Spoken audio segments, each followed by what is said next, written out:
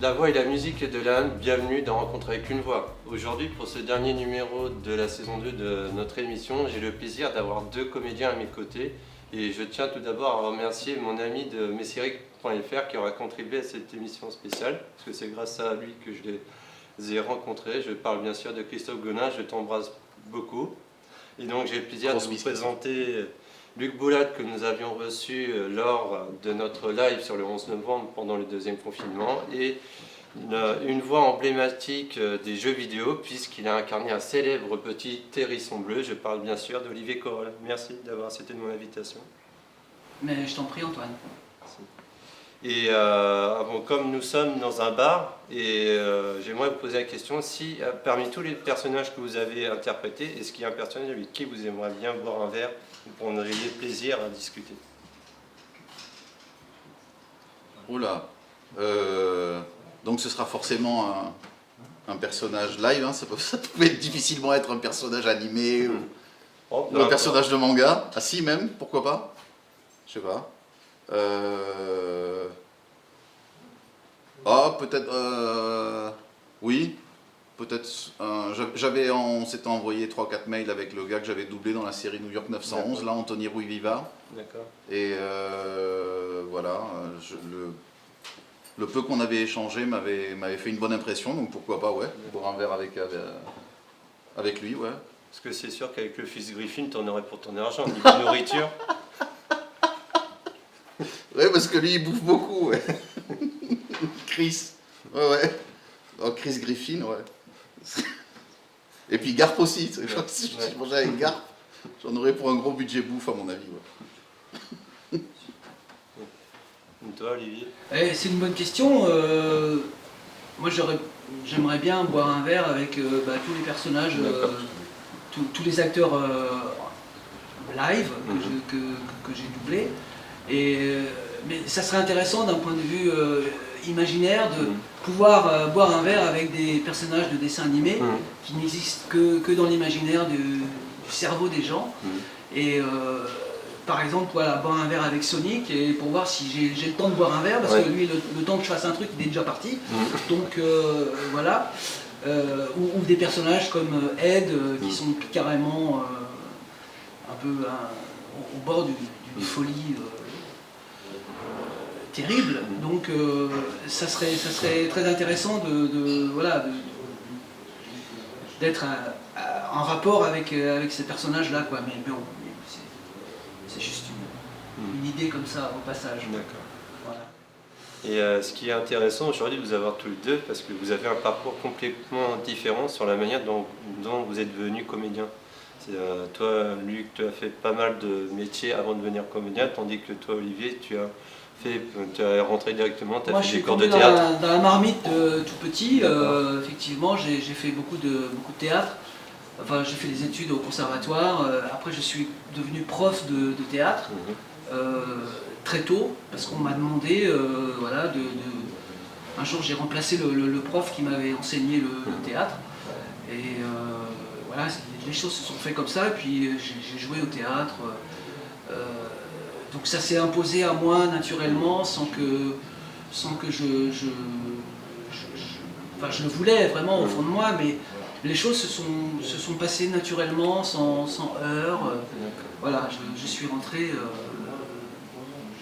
j'ai pu réaliser la vocation que j'avais depuis tout petit, de jouer. Voilà.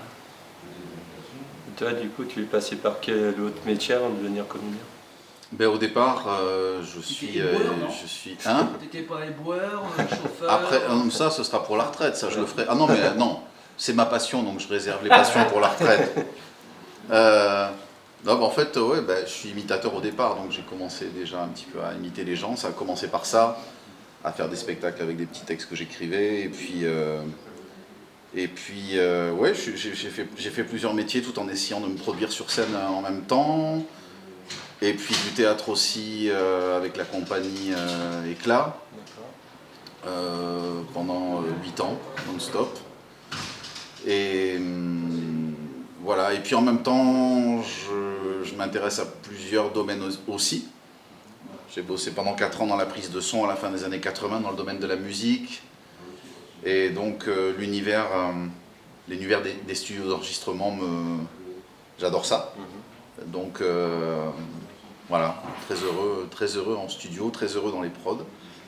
Et puis voilà, en fait, ouais.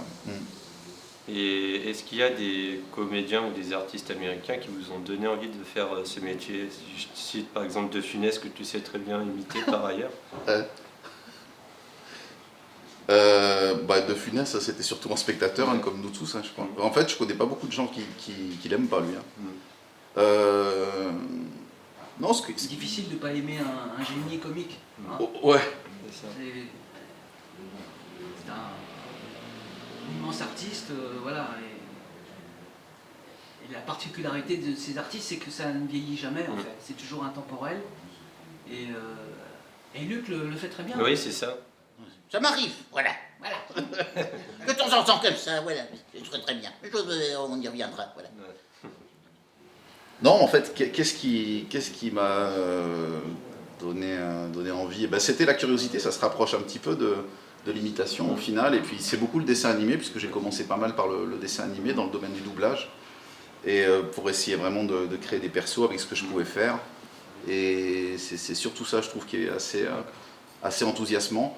Et puis le plaisir de retrouver des voix, enfin comme vous tous, enfin des voix, des comédiens qui ont marqué mon oreille.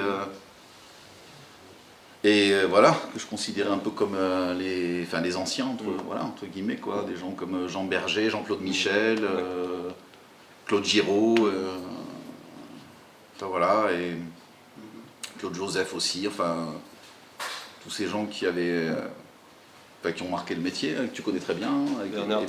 Bernard Traveau, le directeur artistique de Pierre Traveau aussi, ouais. Pierre Traveau, ouais. C'était un monsieur très particulier, voilà, avec une très forte personnalité et un talent immense, qui a d'ailleurs fait un très joli film en tant que metteur en scène qui s'appelait Le Voleur de Feuilles. D'accord. Peut-être 3 personnes ont vu en France, mais qui était un très très beau film. Et voilà, ça fait partie de ces talents méconnus dans le cinéma français, où Pierre n'a pas eu ça n'a pas eu un succès public à l'époque, mais dans les annales du cinéma, les gens savent qui est Pierre Traveau, par exemple. C'est drôle qu'on parle de lui là. Donc, salut Pierre. Il a notamment dirigé l'équipe artistique pour l'anime Dragon Ball. C'est lui le papa de Dragon Ball en France. Il me semble que c'est lui qui a fait Il était une fois la vie, Il était une fois la vie aussi. Ouais. Et est-ce que vous avez un souvenir, une anecdote de votre première séance de doublage justement? Alors oui, je me souviens de la première phrase que j'ai dû dire, c'était lors d'une après-midi d'ambiance. Et c'était une scène de crime et voilà, et il y avait un personnage qui était là, c'était un plan large et le personnage était là et devait dire, la phrase c'était, je sais plus quelle personne lui disait, on a retrouvé un cadavre, et la phrase que je devais dire c'était, et où est-ce qu'il y a un cadavre? Donc voilà. Ouais, en plus il était con. Voilà. Où est-ce qu'il y a un cadavre? Il est où le cadavre? Il est où le cadavre? Je ne sais plus exactement le contexte. Mais en tout cas, c'était la première phrase, ouais. Ah, c'est marrant de se souvenir de sa première phrase. Mais moi, je me souviens pas du tout, voilà. mais je me souviens que j'avais un trac énorme pour la première fois qu'on joue et que voilà, le directeur de plateau te fait confiance. Et tu te dis, voilà, si je me plante, c'est mort.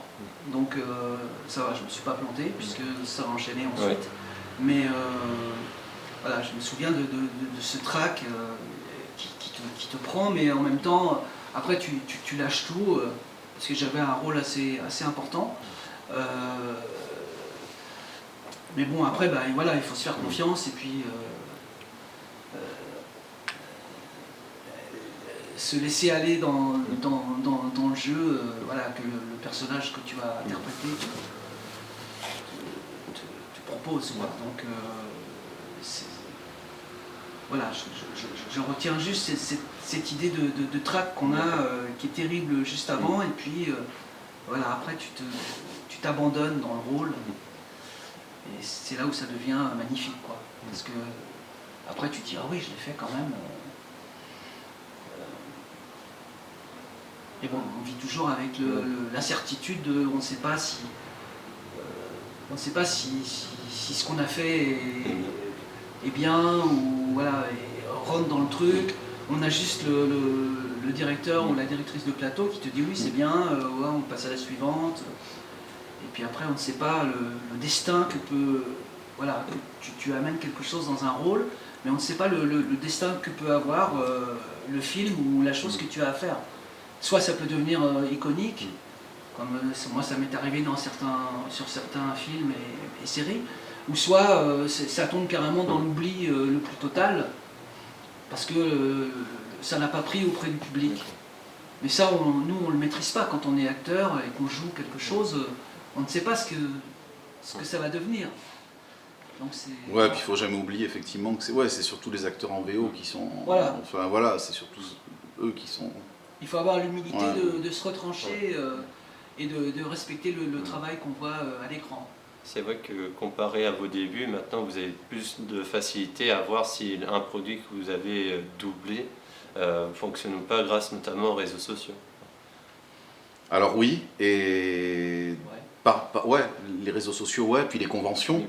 Les conventions, il y a beaucoup de fans de doublage qui arrivent et qui même nous donnent plein d'infos, comme toi tu l'as fait tout à l'heure d'ailleurs, sur quelque chose qu'on a doublé, pour lequel on n'est pas forcément au courant. Oui. Et oui, parce que moi je ne traîne pas trop sur les réseaux sociaux, donc j'apprends quand même que ah voilà, il y a telle chose, mais il y a des camarades qui sont tout le temps sur les réseaux, qui eux sont très bien. Moi ça m'ennuie un peu les réseaux. J'aime pas être esclave d'un réseau, quoi, d'être tout le temps sur un truc. C'est pas mon truc. Mais voilà, il faut faire avec, hein. C'est dans l'air du temps, donc c'est à la fois formidable, mais en même temps c'est un peu un fil à la patte, quoi. Quand on est trop... ouais, ça dépend comment on l'utilise en fait. Voilà, c'est ça. Si c'est avec parcimonie. Voilà. T'as beaucoup de gens qui disent je pars de Facebook, j'en ai marre de Facebook, mais parce que quand tu passes 4 à 5 heures par jour dessus, au bout d'un mois, effectivement, tu dis j'en ai marre de Facebook. Oui. Mais bon, c'est avec modération, comme on dit, les réseaux, je pense. Vous avez doublé tous les deux des personnages de dessins animés qui sont adaptés de jeux vidéo. On va commencer par toi, Olivier. Donc, tu es la voix du fameux petit hérisson bleu qui court à la vitesse de l'éclair, Sonic.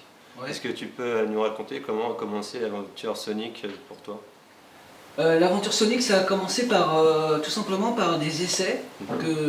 Voilà, on était plusieurs comédiens et j'ai fait les essais et bon, le client m'a choisi. Pourquoi, je ne sais pas. On ne sait pas pourquoi on est pris, pas pris. Ça fait partie des mystères de la chose. Et puis voilà, les choses se sont enchaînées. Mais à l'époque, il faut savoir que quand on l'a enregistré, moi quand j'ai enregistré ce Sonic, personne ne connaissait, on ne savait pas ce que c'était. Et j'avoue qu'une semaine après, on était passé à autre chose. Et tout à coup, ça a pris quand c'est sorti, ça a pris un phénomène extraordinaire. Donc on était quand même très surpris, quoi, parce que au moment où on l'a fait, on ne s'attendait pas du tout à ce que ça devienne quelque chose comme ça, comme plein d'autres dessins animés que j'en ai fait d'autres après qui sont tombés dans l'oubli le plus total. Mais bon, celui-ci est resté et bon, c'était un très bon moment. Voilà. Tout ce que je peux dire sur ce personnage qui était attachant et ce qui était intéressant, c'était qu'on avait quand même une liberté pour pouvoir dire des petites phrases, voilà, improviser un petit peu. Donc ça m'est arrivé d'improviser des choses et à un moment donné, par exemple dans la série, c'est un des fans qui me l'a fait remarquer. Moi j'avais oublié, mais il y avait une petite scène à un moment où on parle de montagne, etc. Et dans dans le script original, il y avait marqué, c'était marqué le nom d'une montagne, etc. Et nous, on a transformé ce mont en... je travaillais avec Patrice Baudrier qui faisait un des rôles, et moi, donc on a appelé ça le mont Baudry-Corrol. D'accord. Voilà, donc on a eu cette liberté de pouvoir faire une petite pastille humoristique, voilà, en citant nos noms. C'était un peu gonflé, mais c'était marrant. Aujourd'hui, on ne pourrait plus le faire parce que tout est codifié. Mais il y avait quand même une certaine liberté de texte. Voilà, par exemple, j'ai failli attendre, bah, c'est moi qui l'ai trouvé sur le truc, et puis c'est devenu une phrase mythique, de Sonic. Alors que bon, je l'ai improvisé comme ça dans le truc. Voilà. Sonic va vous causer. Sonic va vous parler. Les enfants, rien n'est plus géant que d'être cajolé par quelqu'un que l'on aime. Mais si quelqu'un essaie de vous ennuyer, là ça ne vous plaît pas, là ça vous dérange, là ce n'est pas bon. Votre corps vous appartient, personne n'a le droit d'y toucher si vous vous y opposez. Que faire dans ces cas-là? 1. Vous dites non. 2. Vous évacuez le terrain. Et encore plus important, vous en parlez à des gens de confiance, comme à vos parents, vos professeurs ou à un agent de police. Il se trouve que justement on passait dans le quartier. Retrouve-nous à la fabrique de montres, juste derrière le manoir Gonzague. Comment ça se fait que vous êtes là? Pas le temps, Gine. Je t'expliquerai quand tu seras là. Sonic, quand j'ai dit que je ne voulais plus entendre parler de vous, c'est... Je sais, tu disais n'importe quoi, mais en attendant, mets ton chapeau à cerise et ramène ta phrase ici. Aujourd'hui, c'est Alexandre Gillet qui fait dans les derniers dessins animés Sonic, mais tu as eu le plaisir de le retrouver, même si c'est pour des courtes apparitions, dans les deux films Disney Pixar, Ralph, c'est ça? Oui, bah, disons que pour quand c'est Disney qui dirige, enfin Qui supervise. Qui supervise, je suis la voix. Il respecte le fait que voilà, c'est moi qui suis le créateur en France. Donc ils m'appellent éventuellement, quoi. Quand c'est une autre production, bah, ils font ce qu'ils veulent, ils prennent qui ils veulent, voilà, sans même me prévenir ou me faire faire des essais, hein. Mais bon, ça c'est la règle du jeu. Voilà, j'ai rien à ajouter là-dessus. Moi je pense que c'est le public qui décide, et c'est le public qui adhère ou qui n'adhère pas à telle voix, à telle chose. Je pense que nous on est juste au service du public, et voilà, si le public apprécie, tant mieux, j'en suis ravi. S'il préfère quelqu'un d'autre, eh bien, tant mieux. Tant mieux pour le public, mais voilà, j'ai pas de grief particulier contre les gens. Voilà, chacun essaie de faire son... Moi j'essaie de faire mon métier du mieux que je peux. Et le public me le rend bien quand je discute avec les gens. Il y a toujours un bon accueil, une bonne osmose. Voilà, les gens sont assez reconnaissants, ils sont toujours très gentils. Voilà, donc c'est que du plaisir de faire le métier qu'on aime, et puis de rencontrer le public et parler avec eux, quoi. Si vous quittez votre jeu, soyez prudent, restez vigilant. Et quoi que vous fassiez, ne mourrez pas. Parce que si vous mourriez ailleurs que dans votre jeu, vous n'auriez pas d'autre vie. Jamais. La partie serait finie. Et donc toi, Luc, tu as doublé un personnage, Liu Kang, de Mortal Kombat, qui à la base est un jeu vidéo tout comme Sonic. Et c'est moi qui te l'ai rappelé tout à l'heure, donc c'est ça? Oui. Tu avais oublié. Oui, je l'ai oublié. Ouais, t'es un peu Donc ça va éboueur, déjà, Oui. c'est l'âge. Eh oui, en plus d'être éboueur, t'imagines? C'est terrible, je les cumule là, les trucs, les travers. Ben oui, je m'en souviens pas, donc ce sera difficile pour moi de te parler de ce perso, je me souviens d'autres. Après, ouais, tu as notamment, vous avez fait divers jeux vidéo, toi tu as notamment fait le jeu vidéo, les deux, La Terre du Milieu, L'Ombre du Mordor, où tu faisais la voix d'un orc, où c'était très compliqué pour toi de garder la voix toute la journée, c'est ça? Oui, ça a été Avoir compliqué. un poisson dans la gorge, Ouais, c'est pas c'est ça. facile. Hein. Ouais. Ça a été difficile parce qu'il y a eu, enfin c'est même je crois toute discipline confondue, entre le documentaire, entre le jeu vidéo, entre le doublage. Et le reste, ouais, pour moi, ouais, ça a été vraiment la chose la plus difficile parce qu'une voix comme ça, il faut la tenir, déjà. Il y a eu 4 séances, je crois, d'à peu près 4 heures chacune, donc ça fait 16 heures d'enregistrement. Et ouais, les débuts ont été difficiles. Je me suis d'ailleurs demandé si j'allais pouvoir tenir jusqu'au bout pour ce personnage-là. Parce qu'en fait, la contrainte qu'on avait, dans le jeu vidéo, il y a plusieurs manières de procéder, quoi. Soit vous avez de la liberté au niveau du timing, soit vraiment vous êtes plus ou moins contraint. Et là, on était extrêmement contraint. Il fallait presque être synchrone avec la forme d'onde anglaise. Donc c'était vraiment ce qu'on appelle le sound sync en jeu vidéo. Donc il fallait vraiment reprendre, il fallait vraiment être hyper synchrone. Et donc il a fallu reprendre à plusieurs reprises et c'est ça qui a rendu la chose compliquée. Très concentré. Et... Ouais, plus la voix éraillée comme ça à tenir pendant longtemps, c'était pas, ouais, ça n'a pas été évident, quoi. Et est-ce que tu arriverais à reprendre la voix d'Orc en disant prenez soin de vous? Ah ouais? Prenez soin de vous. Voilà. Merci. Tu vois, ton problème, rôdeur, ce sont les chefs de guerre. Ils sont très influents. Et si jamais il leur arrivait quelque chose, ils ne seraient plus en mesure d'écraser ta petite révolte, pas vrai? Je les traquerai. Ah, comment? Ils ne sont pas très populaires par ici, et ils le savent. Mais tu peux les trouver.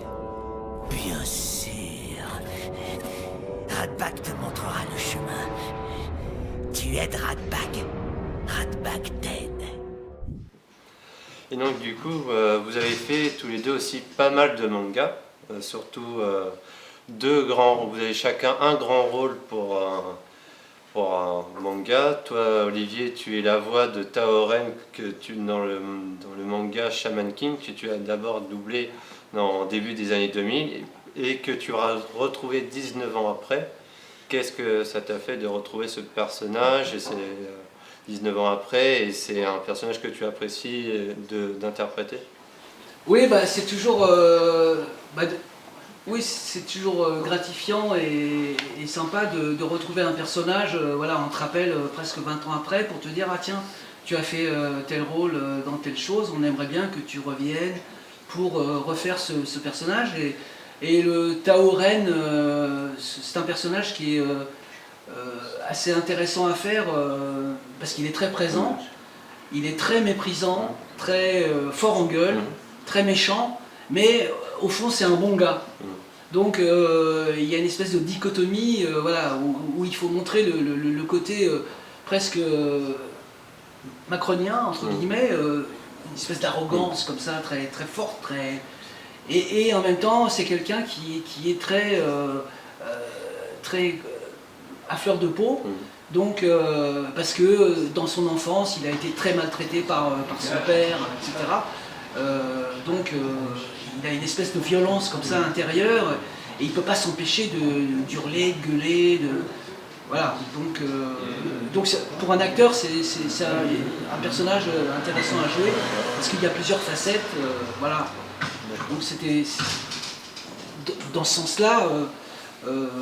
C'est pas un personnage lisse qui n'a rien à dire, voilà, il est toujours sur la défensive, etc. Donc il faut trouver la part d'humanité qu'a le personnage pour pouvoir le défendre et que le public voilà, comprenne que finalement il n'est pas si méchant que ça, le gars. Il est plutôt malheureux. Ce type a toutes les apparences d'un humain, ce ne serait pas un zombie des fois? Encore un coup tordu d'oncle N. Le garde Joto est la dernière génération de chasseurs d'esprits. Mon oncle passe le plus clair de son temps à améliorer leur performance. Tel que je le connais, oncle N est capable d'avoir capturé l'esprit du grand Shaolin, de l'avoir hypnotisé et placé dans l'enveloppe d'un guerrier Joto. Il n'y a rien de normal chez lui. Maintenir en place un oversoul aussi puissant pendant des dizaines et des dizaines d'années relève d'une très haute performance, je n'en reviens pas. La quantité de Furyoku nécessaire pour faire ça est colossale. Sous cette forme, il s'est dissimulé à ses propres enfants pour servir ses sombres desseins de revanche contre l'humanité. Ah, tu es parvenu à me percer à jour. Je suis impressionné.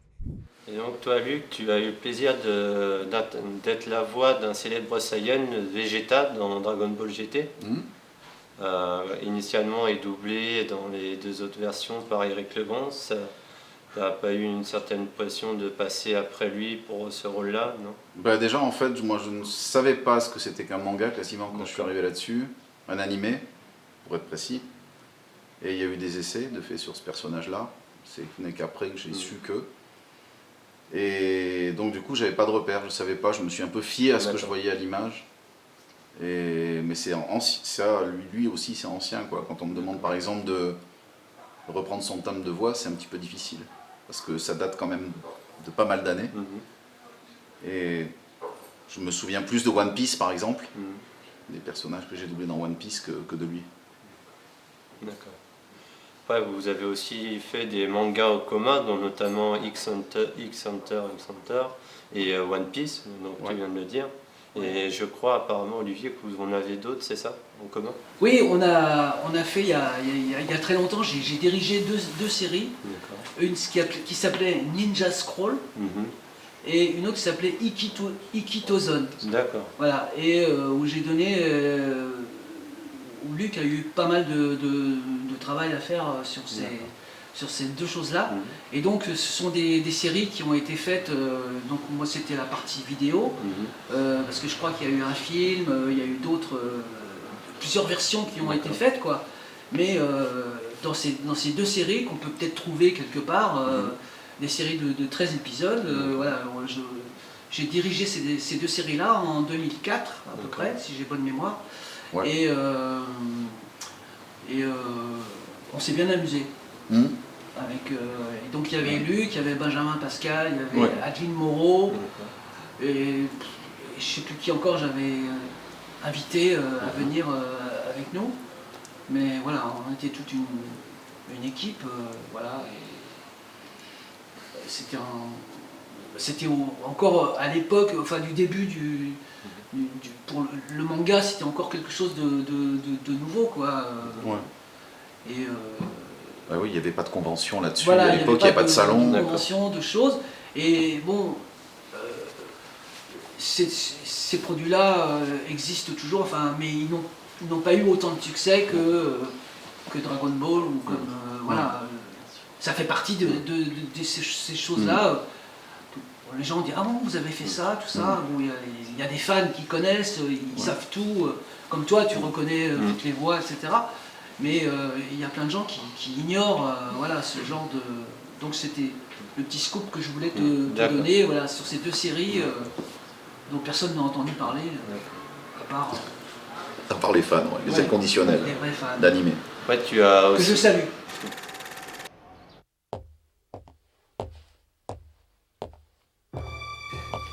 Tiens, Genpo Saji. Ce n'est pas une attitude digne de quelqu'un comme toi, mon petit Gaku.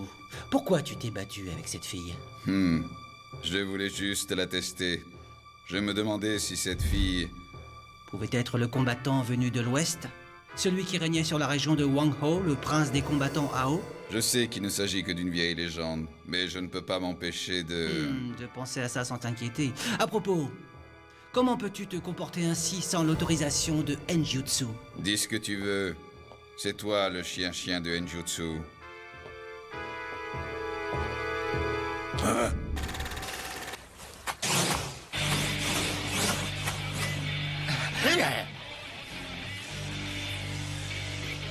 Alors te voilà enfin, Jubei. Nous attendions ton arrivée. Daquan, je te la confie, occupe-toi d'elle. Fort bien.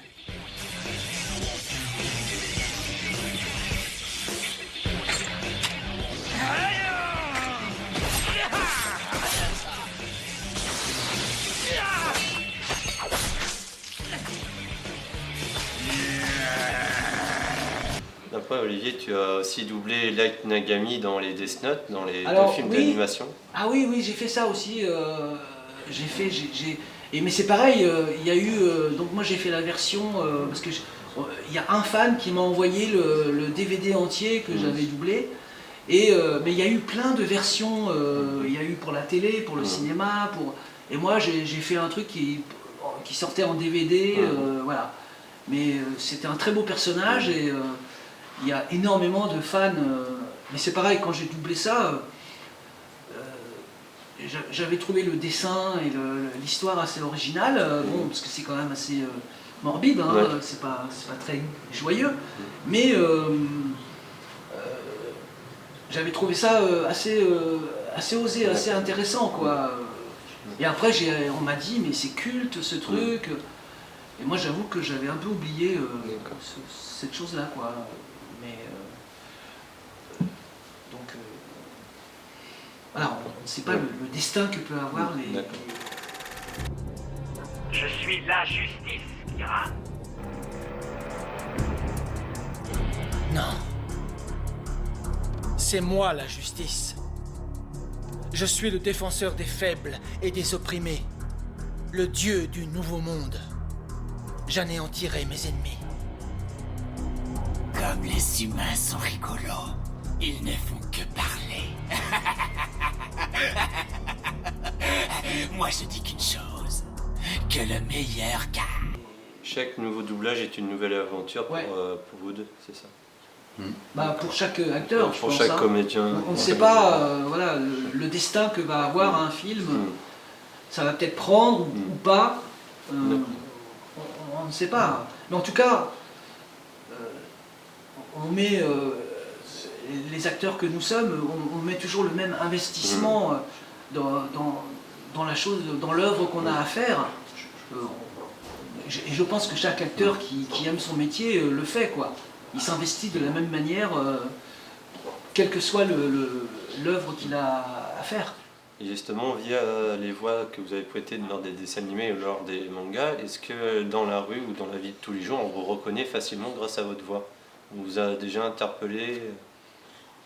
Une fois, oui, moi, il y a 6 mois de ça, mais alors j'ai dû tomber sur quelqu'un qui avait une oreille extraordinaire. Ouais, c'est ça. Parce que je parlais, j'étais au téléphone en fait, c'était tout près d'une société de production, je revenais de déjeuner, et j'étais au téléphone avec quelqu'un, et la personne m'a alpagué comme ça, en me disant voilà, je crois reconnaître votre voix, voilà. Mais c'est quand même super rare. D'accord.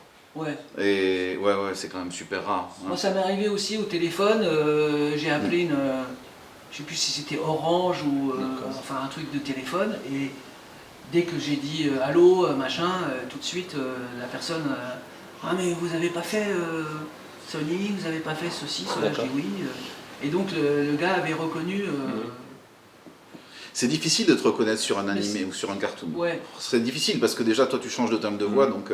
Ouais, à la limite, sur un personnage live, on peut te reconnaître. Voilà. Mais sur un cartoon ou sur un animé, c'est impossible. C'est vrai que quand tu te promènes dans la rue avec, quand tu te promenais avec Patrick Poivet, par exemple, et que tu parles fort et tout ça. Ah bah ouais.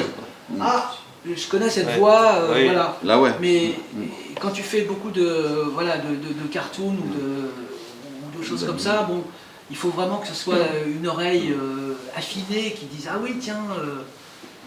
Cette chose-là me dit quelque chose, voilà. Mais c'est toujours intéressant de... Justement, en parlant de cartoon, tu as doublé un personnage de Cartoon Network, Eddie et Ed, si je ne me trompe pas dans le nom. Ouais. C'est un personnage fun et déjanté que tu as eu certainement de plaisir à jouer parce que c'est pas tous les jours qu'on peut avoir. C'est pas tous les jours qu'on doit doubler un mec ça. très con. Oui. Et un abruti total. Et pour un acteur, c'est quand même très jouissif. Voilà, parce que on dit il y a encore plus con que soi-même, quoi. Ça existe. Donc c'est un grand plaisir de jouer les... Enfin, moi j'aime bien jouer les tarés, les tordus, les crétins, voilà, les gens qui sont un petit peu en dehors de la société ou qui sont bannis, qui sont rejetés, voilà, parce que je trouve qu'ils ont une humanité, il y a un truc intéressant à faire, quoi. Et puis c'est plus marrant pour un acteur de s'amuser à jouer, voilà, comme Tao Ren, qui est un peu agressif comme ça, mais bon, c'est un pauvre gars. Et là, Eddie, c'est pareil, Ed, c'est vraiment une tâche, quoi. Mais on l'aime bien finalement. Voilà, il devient attachant, quoi. On dit oh le pauvre garçon. Dépêche-toi, Johnny. Le capitaine a dit, surtout prends bien leurs sous. T'as un joli béret. Le capitaine a dit pas plus de 2 gogos à la fois. Mais il saborde, t'as vu ça, Johnny? Un pont. C'est du solide, capitaine? Si c'est du solide, qu'est-ce que vous croyez? Avancez les mioches, le paquebot vous attend. Et toi, Luc, c'est pareil. Dans la série Les Griffins, tu as le plaisir de doubler un jeune garçon, un peu déjanté, le fils Griffin. Oui, oui, oui. Et ça, c'est une belle aventure qui dure depuis une quinzaine d'années maintenant. Ouais, c'est ça à peu près, ouais.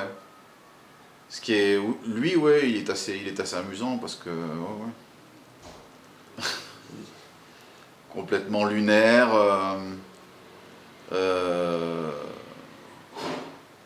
Ouais, on a l'impression qu'il a jamais, passé le cap de, tu vois, les 10 ans, 12 ans, 13 ans, quoi, tu vois.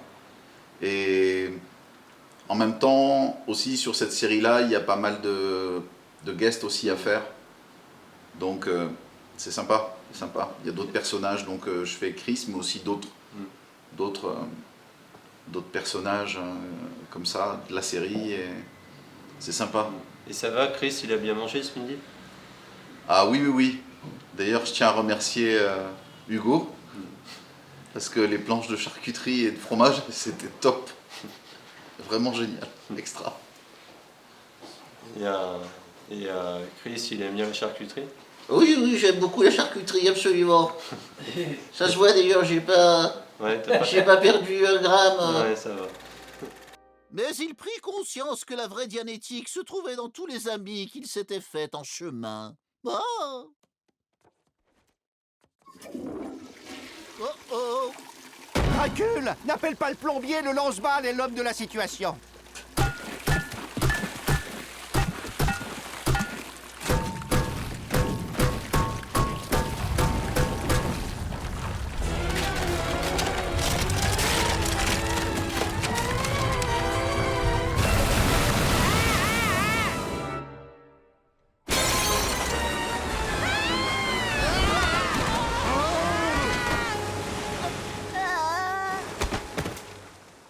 Et voilà, je me réveille dehors encore une fois.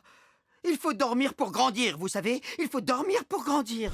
Bah, vous avez notamment aussi doublé d'autres dessins animés. Olivier, tu as fait Alvin and the Chipmunks, notamment le premier dessin animé. Oui, Alvin, oui, c'était un personnage aussi très attachant, voilà, qui a bien marché aussi. Et c'était intéressant de le jouer, mais nos voix étaient pitchées à 25% dans les aigus. Voilà, donc il fallait avoir une super articulation pour bien qu'on comprenne tout le texte. Donc il fallait bien se préparer avant pour que le texte soit vraiment passe bien, parce qu'après quand on est pitché, la voix est un petit peu déformée, et donc si on prononce mal, on ne va pas comprendre. Donc c'était à la fois un défi technique de surarticuler, et en même temps tout en étant voilà, dans la vérité du jeu, voilà, de ce personnage qui était... et c'est vrai qu'en y réfléchissant, j'ai fait beaucoup de héros dans les dessins animés, quoi, que ce soit Sonic, Alvin, Ed, et plein d'autres qui sont voilà, des personnages...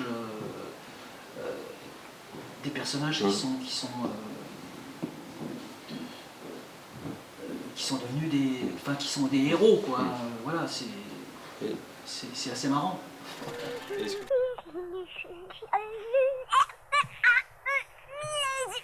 la première, pas les pattes. Stéphanie, Arthur, mais qu'est-ce que tu fabriques ici? On est sur le chemin d'Istanbul, voleuse. Mais et toi, qu'est-ce que tu fais là? On va au Caire, espèce de voleur toi-même. Comment dire, vous n'auriez pas rencontré des obstacles sur votre route? Eh bien, d'abord on a eu un... Est-ce que vous prenez plus de plaisir à jouer justement des gentils ou des méchants? C'est pas la même manière d'interprétation. Je sais pas, je crois que ça dépend surtout du personnage, si lui-même est un peu dans nuancé. One Piece, tu en as doublé pas mal des méchants pour ta part. Ouais. Après, il y en a certains avec lesquels on se sent en empathie, et pour lesquels on a du feeling. Je te cache pas qu'il y a des rôles sur lesquels des fois on est casté et sur lesquels on n'a pas de feeling. D'accord. Et donc sur lesquels on n'est pas trop inspiré, on ne sait pas trop ce qu'on va faire. Par exemple, si tu as un film à faire où il y a le prince charmant, tu vois, qui est un peu lisse, qui n'a rien à dire, et puis le méchant qui convoite la belle princesse et tout. Bah, le rôle du méchant est plus intéressant pour l'acteur, quoi, parce qu'il y a plus de choses, à manger, comme on dit dans notre jargon. Ouais, il y a à becter, quoi, il y a des trucs à faire. Voilà, s'il est juste lisse en disant oui, tu es belle, je t'aime, bon, c'est un peu. Voilà, c'est un peu C'est rare d'avoir des personnages vraiment lisses, Ouais, mais vrai. bon, après, oui, c'est vrai que c'est plus sympa en général de Quand il y a du doubler, caractère, enfin, c'est mieux. un méchant, entre guillemets, ouais. Voilà. Ouais. Et donc vous avez, entre autres, comédien spécialisé dans le doublage, vous avez d'autres casquettes à votre arc. Olivier, tu es notamment réalisateur et adaptateur de pièces de théâtre, si je me trompe. Tu as réalisé divers courts-métrages qu'on peut retrouver sur ta chaîne YouTube. Oui, j'ai fait des petits courts-métrages. Et puis voilà, je fais de la mise en scène au théâtre. Voilà, parce que j'aime bien ça. J'ai toujours aimé transmettre. Donc ça, c'est suite à suite au fait que j'enseigne le théâtre dans les écoles, au conservatoire, dans différents endroits. Fatalement, après, quand tu aimes le théâtre, tu es amené à monter des projets, à faire des choses. Et c'est toujours gratifiant de monter un spectacle avec des acteurs et des actrices. Donc c'est un exercice que j'aime bien faire, quoi. Partir de rien et puis créer quelque chose. Voilà. Et d'ailleurs, moi, j'ai commencé ma carrière où, quand j'avais rien, je jouais dans les cafés. Et Luc, tu t'en souviens parce qu'il très bien. Il a vu tous mes spectacles où voilà, j'avais rien et j'allais dans les cafés, j'improvisais, voilà, je jouais. Et en même temps, j'engageais beaucoup de comédiennes et on passait le chapeau, on était payés comme ça. C'était à l'époque où on pouvait encore jouer dans les bistrots. Dans les petits cafés-théâtres. Voilà. Donc j'en ai fait beaucoup. Voilà. Et comme ça, tu apprends ton métier d'être sur scène, de jouer tes textes. Voilà, c'était avant. Bon, maintenant, les gens font des one-man, font des tas de choses, des tas d'endroits comme ça. Mais moi, je jouais quand j'avais rien, je jouais même dans la rue. Voilà, dans un petit, sur le trottoir comme ça, on mettait un petit espace et on jouait. On mettait le chapeau et les gens nous jetaient des pièces ou des billets, plein de billets. Un rôle que tu as souvent interprété de tes débuts dans un film de Pierre Tchernia, un voyageur inattendu, si je me trompe Le pas. voyageur imprudent. Un voyageur imprudent. De Pierre Tchernia. Et que tu as retrouvé en septembre 2021 lors d'un grand spectacle à Versailles, le rôle de Napoléon Bonaparte. C'est un rôle que tu aimes apprécier jouer? C'est toujours intéressant de jouer des rôles historiques. Et des rôles aussi colossaux que Napoléon, quoi. Donc effectivement, quand j'ai commencé ma carrière, un de mes premiers tournages, ça a été ce tournage avec Pierre Tchernia, qui était un grand réalisateur et où j'ai joué Bonaparte. Bon, c'était une toute petite scène, hein, il n'y avait pas grand chose, mais c'était très, très intéressant voilà, de jouer. À l'époque, dans ce film, il y avait Thierry Lhermitte, Jean-Marc Thibault, enfin des acteurs qui sont devenus. Qui ont fait la carrière qu'on connaît. Et effectivement, au fil du temps, j'ai pu jouer plusieurs fois de suite Napoléon dans différentes choses pour le théâtre. Et notamment voilà, pour le château de Versailles, en plein air, devant 15 000 personnes. Voilà, avec la garde nationale, avec les musiciens, voilà, c'était très impressionnant et c'était un très beau. Je garde un très bon souvenir de tous ces spectacles, voilà, que j'ai essayé de faire. C'était un beau moment. D'ailleurs, si vous voulez voir toutes ces vidéos, vous pouvez retrouver toutes ces vidéos sur la chaîne YouTube d'Olivier Corol qui sera dans la description. Donc n'hésitez pas à aller jeter un coup d'œil si vous voulez voir Olivier en Napoléon. Oui, il y a des petits extraits comme ça. Et donc Luc, tu as aussi un talent d'imitateur qui a commencé dès l'école en imitant les professeurs, c'est ça? Ouais, tout à fait. Voilà, j'ai pas encore fait de spectacle autour de ça. Ouais, c'est plus le concept un petit peu qui me manque, texte intéressant à trouver. Mais ouais, il y a plusieurs personnes. Ouais, j'ai commencé par plusieurs personnages. Mais j'ai commencé effectivement par les profs, comme beaucoup d'imitateurs en classe, dans les petites... Tu te souviens du premier prof que tu as imité? Tu t'en souviens? Ouais, c'était le prof de mathématiques. Il était originaire d'Allemagne, il parlait comme ça. Il avait une petite moustache comme ça. Il touchait souvent sa moustache, il s'appelait Monsieur Stenzel. Et il dispensait ses cours comme ça, des mathématiques en parlant allemand. Voilà. La première personne que j'ai imitée, c'était lui. Puis après, il y en a eu d'autres dans les internats. Ouais, tu nous as fait Louis de Funès. À Marseille aussi, quoi. Alors après, je l'ai décalé, j'en ai fait quelqu'un d'autre, quoi. Mais c'est quelqu'un que j'ai rencontré comme ça en faisant sport-études, en tennis. Il était de Marseille, il avait une voix un peu perchée comme ça, et puis voilà. Puis après, je l'ai décalé, j'en ai fait quelqu'un d'autre dans un spectacle, quoi. Ah ouais. Je crois que tu sais imiter de nombreuses personnalités politiques, dont décédées et actuelles. Tout à fait. D'ailleurs, je vous invite, dès dimanche, à voter pour Luc Boulade. Ah, c'est demain? Tout à fait, c'est demain. Vous aviez oublié, monsieur Corral? Ben non, écoutez... Vous n'aviez pas oublié, j'espère. Non, je n'ai pas oublié. Très bien, c'est très important de ne pas oublier. Oui. Et comment va monsieur Chirac? Il est content de voir les élections commencer à mener aujourd'hui? Bien, je regarde tout ça d'en haut et je rigole. Voilà, je rigole. Mes chers compatriotes. Eh oui. Et le pays change. Ouais. Mais bon, dans le fond, c'est un petit peu toujours pareil. Hein. Ça n'a pas trop changé, la France. Et comment De Funès trouve les comiques d'aujourd'hui, les films comiques d'aujourd'hui? Comment il les trouve? En finesse.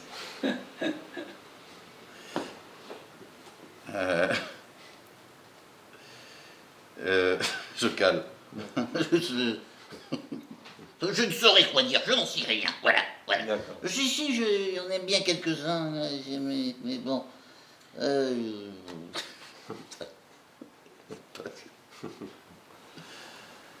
Et si vous aviez un message à faire passer à un jeune qui aimerait se lancer dans la comédie ou dans le doublage, est-ce que vous avez un conseil à lui donner?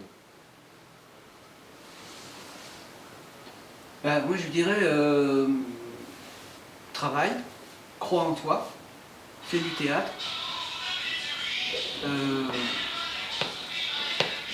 et vas-y, n'aie pas peur, mais travaille. Parce que voilà, les choses ne se font pas comme ça, quoi. On ne rentre pas dans le doublage comme voilà, tu rentres dans une boulangerie, quoi. Ça va être un peu compliqué. Donc, mais si la personne croit en elle-même, il n'y a pas de raison que ça ne marche pas. Mais il faut travailler. Enfin... Ouais, et puis je trouve aussi, ouais, exactement, travailler et puis s'inspirer du travail de ses camarades aussi. Enfin, moi, en tout cas, personnellement, j'adore m'inspirer du travail de mes camarades. Et c'est-à-dire qu'il faut être curieux, aller voir des films, aller au théâtre, regarder beaucoup ouais, en même temps. Voilà, ouais. Regarder beaucoup de choses, s'inspirer, être toujours à l'écoute et toujours essayer d'aller au mieux pour défendre l'œuvre que tu as à faire, quoi. Essayer d'être derrière tout en étant... voilà, il faut être au service de ce qu'on a à faire. Et ce qui est passionnant, c'est qu'il y a plein de disciplines, en fait, dans tout le travail au micro. Il y a non seulement le jeu vidéo, le documentaire, la narration, le doublage, la publicité, qui, à mon sens, n'a rien à voir avec le reste. Non, c'est pas le même métier. Et on est plus près de l'animation, là, mais en même temps, il y a un petit travail d'acteur aussi derrière. Donc, on peut être à l'aise dans une spécialité. On peut être à l'aise en doublage, mais pas fonctionner en pub. On peut être à l'aise dans le domaine de la voice-over, mais ne pas être du tout à l'aise dans le domaine de la narration. L'institutionnel, pour moi, c'est encore totalement différent. parce qu'il y en a qui disent que ça se rapproche de la narration, mais par exemple dans l'institutionnel, dans la narration, tu as quand même un texte qui est un peu plus porteur, qui est un peu plus inspirant, tandis que dans l'institutionnel, c'est quand même proche du milieu de l'entreprise. Les textes, ils sont pas tellement motivants, ils vont pas tellement forcément t'inspirer à faire quelque chose. Donc, il y a plein de disciplines, et je trouve que ce qui est donc une très grande marge de progression, je pense. Donc, ce qui est, une des choses que je pourrais conseiller, c'est d'essayer en fait toutes ces disciplines un petit peu les unes avec les autres. Et puis bien sûr le théâtre, tourner, tout ce qui est théâtre, tourner. De même, on peut être très à l'aise sur un plateau de théâtre ou sur un plateau de cinéma, mais être complètement bloqué sur un plateau de doublage, parce que ce ne sont pas les mêmes enjeux, et donc ça appelle de la concentration, ça appelle un travail particulier, mais c'est toujours motivé par l'action de jouer, voilà, d'interpréter et d'être, de rentrer, d'incarner un personnage. Ça c'est quand même la base au départ. Voilà, donc de travailler et de ne pas avoir peur de se planter, de se tromper. Voilà, ça fait partie du jeu, quoi, de rater. Et donc la dernière question avant de se quitter, je vais la laisser à Ken qui est pour la question de l'internaute. Donc je vous propose aussi de regarder la question et on en reparle juste après. C'est parti. Bonjour, je m'appelle Ken et j'ai une question à vous poser. Quel personnage vous avez préféré doubler et qu'est-ce que vous aimez chez ce personnage? Quel personnage est-ce qu'on a préféré doubler? Alors là, répondre sur cette question là tout de suite, c'est presque impossible parce qu'il y en a eu tellement, donc il y en a plein qu'on va oublier. Donc en arrivant à la maison, je vais dire ben non, celui-là finalement j'ai préféré. C'est difficile à dire. Je crois que un de ceux qui avait été le plus difficile, c'était sur le film de Clint Eastwood qui s'appelait Minuit dans le jardin du bien et du mal. Il y avait un travesti là-dedans qui avait un rôle vraiment conséquent. Et ben je crois ça m'a demandé vraiment énormément de travail d'arriver à rentrer entre guillemets dans ce personnage-là, de rentrer dans la jupe. Pas évident. Donc le faire à l'écran, ça serait encore autre chose. Mais déjà même essayer d'en faire une version française, travailler dessus, c'était assez complexe. Je ne sais pas si ça a été mon préféré, mais en tout cas, peut-être celui en doublage, en tout cas, qui m'a demandé peut-être le plus de travail. Voilà.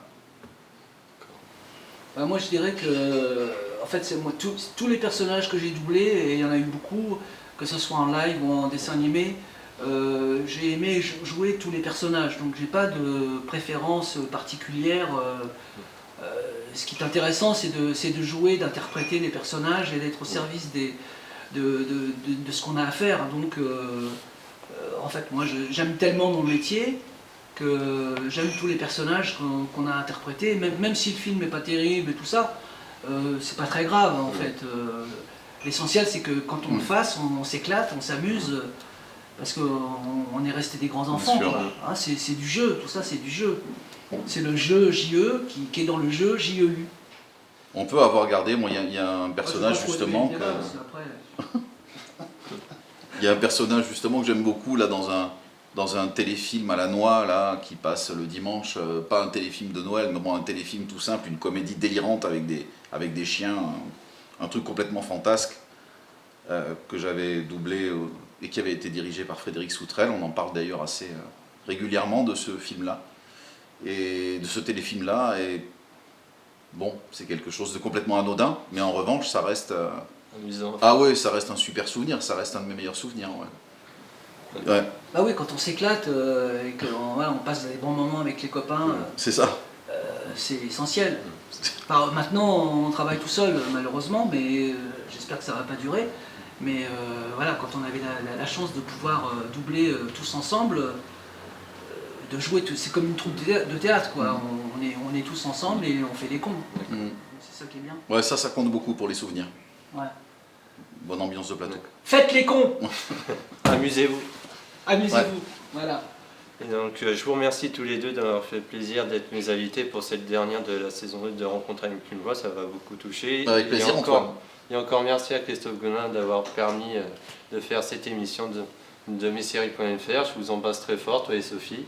Et donc moi, il me reste plus qu'à vous dire, je vous donne rendez-vous tout de suite après pour le jeu concours avec nos invités pour gagner ces 2 merveilleuses pop de Liu Kang, de Mortal Kombat et de Sonic qui seront dédicacés par nos invités. Et moi-même ainsi que toute mon équipe et l'association GN Production vous souhaite un très bel été et je vous donne rendez-vous à la rentrée pour la saison 3 de Rencontres avec une voix. Bye bye et à bientôt. À bientôt, ciao ciao. Ciao tout le monde.